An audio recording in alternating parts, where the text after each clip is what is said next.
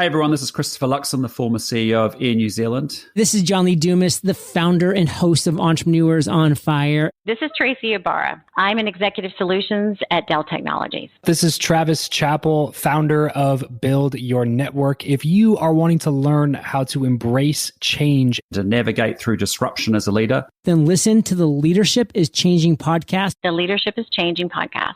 the Leadership is Changing podcast with my good friend, my very good friend, Denis Giannoutsos. Welcome to Leadership is Changing.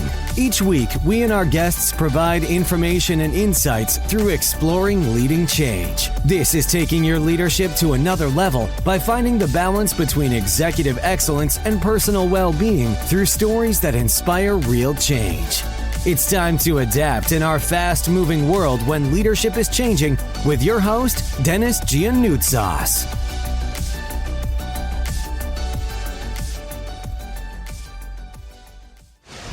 Man, so it's actually kind of a trip. Everybody wants to know about my backstory, and I'm getting more and more used to telling it. But a few years ago, I was addicted to drugs. I was dealing drugs, and I really didn't think that I was going to live to see 21.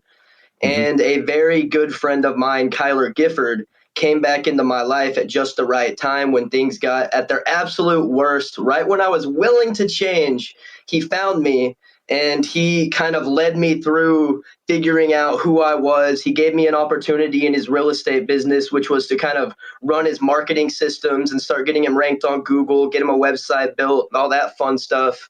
And within 3 months, I actually made him the top producer in his real estate office. And that's kind of my quick version of my backstory. Oh, awesome, man. And I love it how you just to deal with drugs, but then you talk about everyone wants to know my trip, and it's like, oh, there's a bit of a pun there, but that's all good. Hey, tell us, whereabouts are you based? I'm actually about 45 minutes from Austin, Texas. I'm in a small town called Wimberley.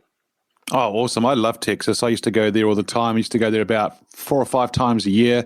Used to go to Plano, Texas, just near Dallas, right? Awesome. Yeah, I go to Dallas a lot. I've got a couple business partners up there. Yeah, excellent. Hey, here's a question for you.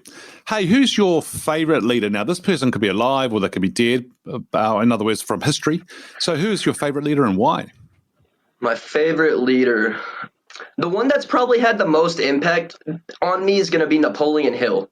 When I was very much like starting to change my life, the first 2 personal development books that I read were Outwitting the Devil and Think and Grow Rich. And to this day, I practice most of the principles that I learned from those books, and I teach those to other people. And that's kind of the definition of a leader, is that they pass things down, and then it's important enough to keep getting passed down. So that's the leader that's impacted me the most.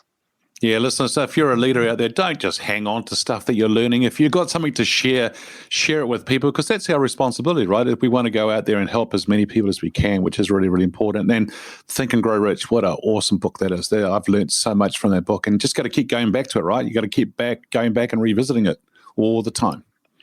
Absolutely. Those are 2 of the only books I've reread. Oh, awesome, man.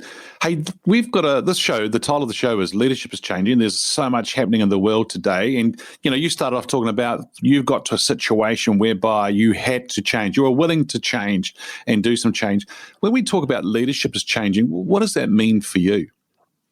When we talk about leadership is changing, I think that leaders very much need to have different characteristics than maybe they did in the past, because the majority of leaders, they're hard. Like let's use the entrepreneurial world as an example. We've got the hardcore closers, the Grant Cardones, and all these people that it almost feels like they just want to yell at you all the time. When, in my opinion, a leader is supposed to be compassionate. They're supposed to be giving. They're supposed to take care of the people around them. Where I feel like the majority of gurus are kind of out there teaching people fluff. They're not teaching people the things that are going to actually help them get to the next level, or they're charging you thousands of dollars, or they're just yelling at you on the internet. I don't think that's a proper leader. Okay. And so what do you think they need to do differently? build community, like build an actual culture and an ecosystem around what you do that is actually accepting, that brings people in, that brings people of all different ideologies, belief, etc. into one place, and like cultivate that community, let it grow, let the people in your community grow. When you feed the people in your community, they feed you. Nice. Feed the people in your community. They're going to help feed you as well. So, yeah, great. So bring the community of people together as a leader. That's our role, is what I'm hearing here from Trey, that he's saying bring them together, give them the opportunity, let them help others. Really quite cool. Hey, so Trey, you're a young guy and business and doing things in that. And what is it in particular that you're looking for from leaders today? The biggest thing that it comes down to me that I'm looking for in a leader is compassion. And when I'm looking for leaders, for me personally, I'm looking for people that have been where I've been and have what I want to have. And I'm learning to look past the surface level of it, where, for instance, we've got the 2 Comma Club Award, where that's put on a pedestal, where if you've got a 2 Comma Club Award, you're the guy, you must know your stuff, where if you sell two $500,000 condos for a real estate company, they give you a 2 Comma Club Award. So you have to kind of look below the surface and figure out what people are doing and if they're actually showing up and how they're showing up every day. And it comes down to the way they treat their people. That's the biggest thing that I look at. Yep. So how they treat the people, how they show up, it's really important, and that compassion, as you talk about, right? So that's really, really good. I'm just taking notes here. I think that's fantastic what you're sharing there. What you mentioned something about the surface. I think there is a lot of leaders out there today whereby they look good. This is how I say it. They look good, they smell good, but it's very much a surface thing. If you dig a little bit deeper, there's not much there. Is that what you're saying? That they need to have something, that they have to done it, or they understand where you're going as well and helping you get there?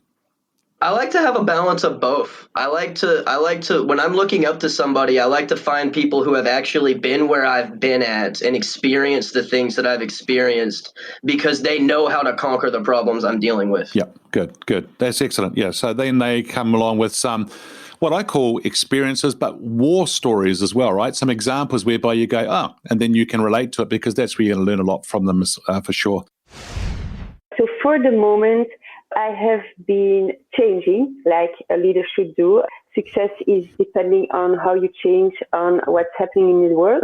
So since 4 months, I have created a company, and we are really into helping the people against the COVID-19. So we created a solution for the exit strategy here in Belgium to reopen the economy. So we invented sanitation portal. And this is what we are trying to get going with the government in Belgium, and we'll get worldwide, of course. And for the moment, we are not helping the people with personal equipment in Europe, but we are we are delivering everybody in the US, hospitals, governments. So it's really big. We have a lot to do. And this is why your topic tells us about leadership is changing. That's why it's so important. You know, when this crisis came up on us, we needed to change, and we need to look up in the right direction, and everybody needed to go inside and look to find solutions, opportunities. And I was already in the past last years already a lot online. For me, it was not difficult to have Zoom calls or presentations or coaching online. The digital world was known for me, and this was my strength because of this, and also the John Maxwell team.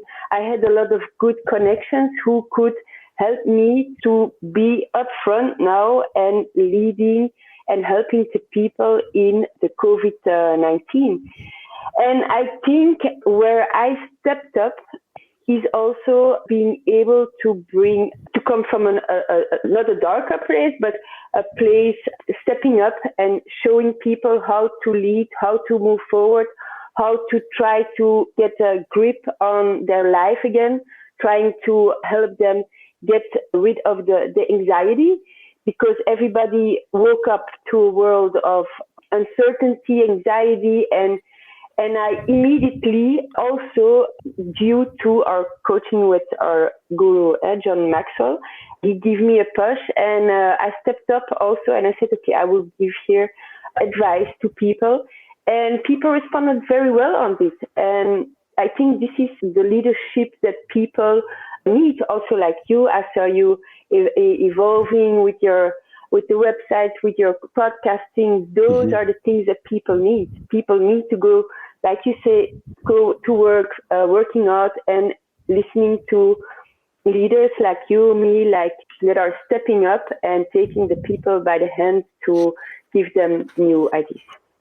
Yeah, great. So some good things being shared there by Marie, and she's talking about the fact that, COVID-19, there's a lot of challenges, but there's also opportunities for people, and working with people and helping them to look at things and get a little bit more of a grip on their life once again, because they are going through a lot of anxiety. And so a lot of people are scared. There's that unfamiliar territory, the unknown, the ability to think, well, where are we going? What's going to happen? And it's very scary. So, yeah, Marie, good on you for doing that and working with people. So it's very good to hear that. Hey, tell me something. If I was to ask you a question, which is, who is your favorite leader? Now, this leader can be somebody who's alive or from history. So who is your favorite leader and why? Well, my favorite leader is still alive, and it's John Maxwell. I have been a follower, and I became a leader as a certified coach of him. Why? Because he has so much value, and he's teaching, educating, and giving the good example. And I have been educated on a high level, and sometimes it was difficult for me to find the right kind of people with the same kind of mindset, same values, especially in leadership, everywhere in the world. I'm also a woman of faith. And in Europe, in parts of Europe, not everybody is a follower of faith. And it's difficult because John Maxwell his values are high, and that's what I like. I appreciate. And sometimes you encounter a lot of obstacles because of this in structures with partners, with business partners, and that's the learning process. But if you stick to it, for me, it's important to know. He always says you don't have a business system, but you can learn it to the people. And for me, I love John. I'm still happy he's there to give us coaching. And this is one of the biggest stone in my personal development. Yeah, and, great. Yeah. I love this man, and I have one other person, because you can always do personal development, but I also found a new person, DT Fox, and he is really the vertical thinker. And because of his coaching in the beginning, I stepped up, and this is why I created also this new company, and it's thinking in another way. Yeah. Great. Yeah, great. Yeah. So for those listeners who may have heard the name John Maxwell, so John C. Maxwell, he is an author and a speaker. Now, John's written over 80 books on leadership and team buildings and things like that. And so he is known as the number one leadership guru in the world, and a great guy. And so I've been studying him over 30 years, and Marie and I have been with him one-on-one. We've met him, and great guy several times. And so John has some great wisdom and teaching around leadership, and Marie's just touched on that as well. So that's one of your favorite leaders. So that's great. I know for a lot of us, we have many favorite leaders, but that's one of them, which is great for you to share. Thank you for listening to this episode of Leadership is Changing with your host, Denis Giannoutsas. Each week, we and our guests provide information and insights through exploring leading change, inspiring executives and leaders to adapt and lead a bigger game in a fast-moving world.